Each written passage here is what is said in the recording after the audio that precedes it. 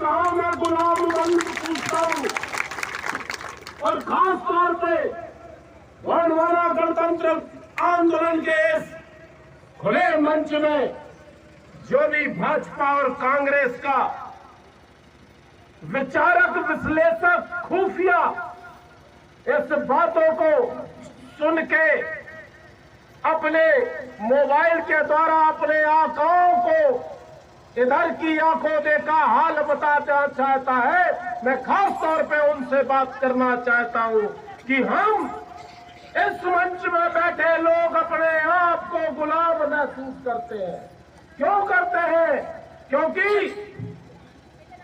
ये मंच जहां लगा है, परम शक्ति, पराशक्ति, माड़ा दाई पावन धरती माई का जो आसन, जहां हम अपनी बात रखने के लिए ऊर्जा प्राप्त कर रहे हैं, वे शक्ति दाई सेवा सेवा सेवा खुले मंच से बोलने का अवसर दिया। जोहार माई जोहार।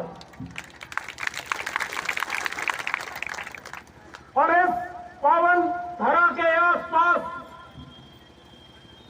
जो यहाँ की बिल्डिंगें हैं, जो यहाँ के मकान हैं, वो स्वतः स्पष्ट करते हैं कि वो खेती किसानी से जुड़े हुए हैं। सांची का लबरी ऐसा क्षेत्र के आसपास से जुड़ा हुआ वातावरण खेती किसानी से जुड़ा है कि धंधे व्यापार से? अरे बोलो मेरे भैया लोग, यहाँ आप लोग जो बैठे हो, तुम्हारी दाई किराने की दुकान है,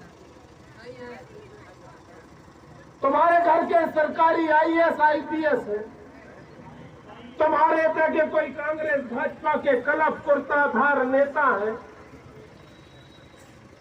तुम्हारा पेट्रोल पंप है। अरे है तो बताओ ना, बखर फांदा सोना, जंगल में महुआ बीना सोना, पत्ता तोड़न जात होना, जुताई बखराई चुबारे बैठे हैं ना,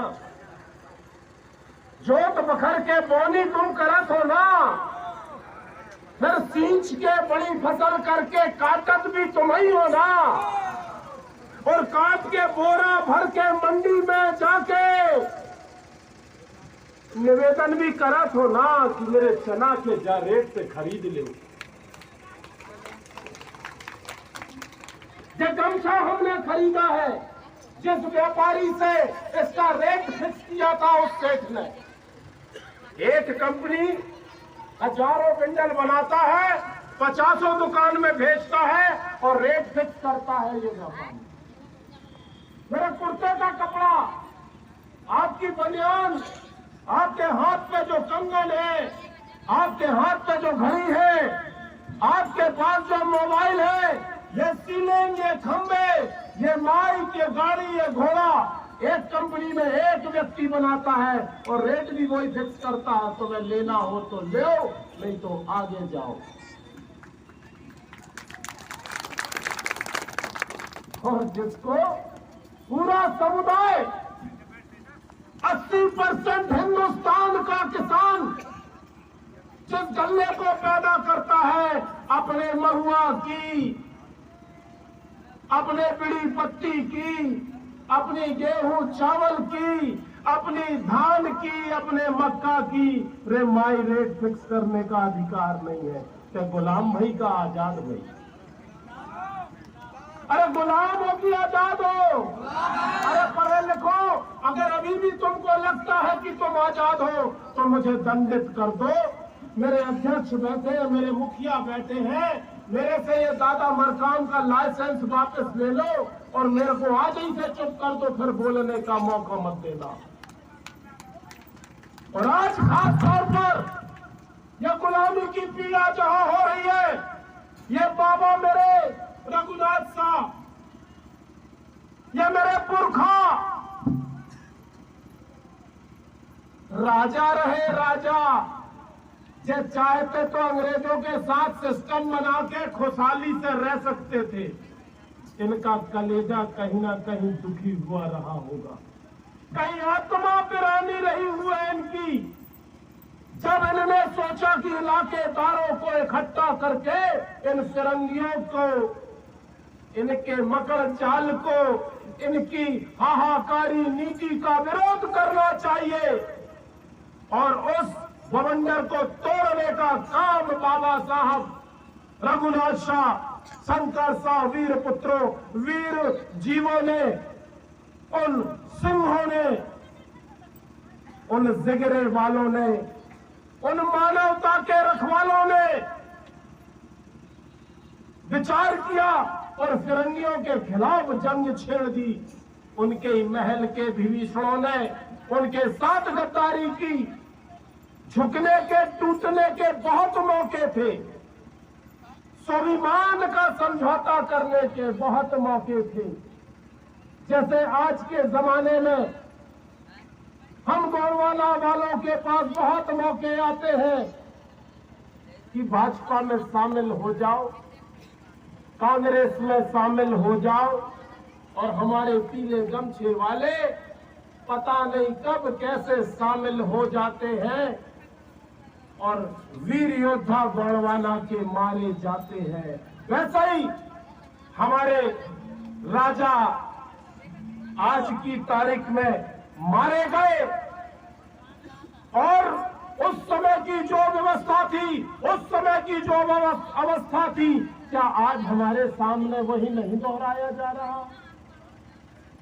अब फर्क इतना है कि तुम में रघुनाथ शाह, शंकर शाह, वो देव आत्माओं का कौन कौन में प्रवेश है और कौन कौन इन भाजपा कांग्रेस की तोपों से उड़ने को तैयार है। तुम में से कौन समझौता नहीं करेगा और कौन समझौता करके कांग्रेस भाजपा के आसन के नीचे घुस जाएगा? आज विषय गंभीर है। आज दादा मरकाम जीव तो छोड़ गए, क्या विचार भी छोड़ गए हैं? क्या हम लोग आज दादा मरकाम के विचारों का भजन नहीं कर रहे हैं? जो आज हमारा भजन चल रहा है, क्या ये दादा मरकाम का है कि नहीं? सिर्फ आप दो को पता है, बाकी हैरानी जनता। कितने आप लोग हिराने से बैठे हो। सिवनी मंडला तरफ तो बड़ा चैतन्य होती है सभाएं। अब मुझे समझ में आ रहा है कि सीधी सिंगरौली, अनूपपुर की सभाएं इतनी जुटती तो है पर चैतन्य नहीं हो पाती है। ऐसे सुनते रहोगे क्या? अरे ताली बजाने से काम ना चलेगा देवता, विचारों में शामिल होना पड़ेगा,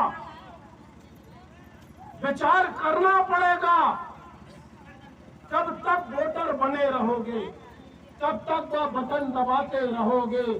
उससे होता क्या है? जब चुनाव आए, मेरे किसान भाइयों, मेरे आदिवासी भाइयों, हम तुम्हारे लिए ये करेंगे वो करेंगे, हमारी जनता झूम गई।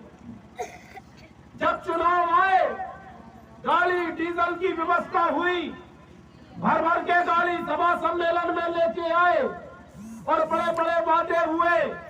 चुनाव हुआ, वोट डली, जीत गए और तुम भी झूम झाम के बड़े खुशहाली से विजय जुलूस में शामिल हुए। और विजय जुलूस में शामिल होके ललवा वाले ललवा खाओ, पौआ वाले पौआ पाओ, और फिर एक छिटकी बूंदा हुआ, जो जन जहां से आए हो सोता करो पड़ाओ। उसके बाद तुम्हारी कोई जरूरत नहीं है। अगर जरूरत होती तो तुम गुलाम कैसे होते? तुम अपने गले का, अपने धंधे का, अपने हक का, अपने अधिकार का सम्मान क्यों नहीं पा पाए?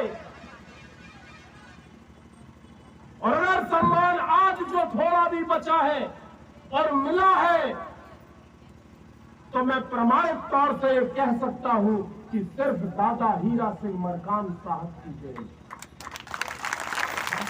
और वो कैसे देन हुई, उसका भी प्रमाणित तथ्य सामने प्रस्तुत करने का प्रयास करूंगा।